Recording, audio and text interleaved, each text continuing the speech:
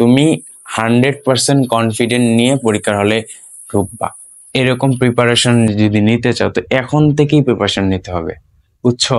কারণ ক্লাস 9-এ অনেকেই অনেকভাবে কি করছো না করছো আই ডোন্ট নো। তারপর একটা স্মার্ট রুটিন তৈরি করবে, যে রুটিন অনুকরণ করে তুমি চলতে পারবে, এরকম একটা রুটিন তৈরি করো। এই রুটিনটা অনুকরণ করে তোমাকে রেগুলার মেনটেন করতে হবে। এই রুটিন কিন্তু রেগুলার মেনটেন করতে হবে। রেগুলার মেনটেন করতে পারো এরকম একটা রুটিন তৈরি করো।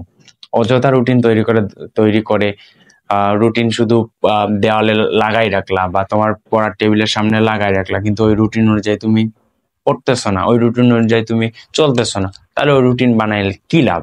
এই জন্য যে রুটিন তুমি অনুযায়ী চলতে পারবা, ওই রুটিনের মধ্যে অবশ্যই তোমার পড়ালেখার সময় তোমার ভালো খাবার, ভালো স্বাস্থ্য রাখার জন্য ভালো খাবার দাবার খাওয়া, নাহলে তো তুমি পড়াশোনা করতে পারবে না। এই জন্য স্বাস্থ্যকে ভালো রাখতে হবে, ভালো খাবার খাইতে হবে, আর নামাজ কালামটা ঠিক রাখতে হবে, সময় মতো নামাজটাও আদায় করে নিতে হবে, এবং সেই রুটিন অনুযায়ী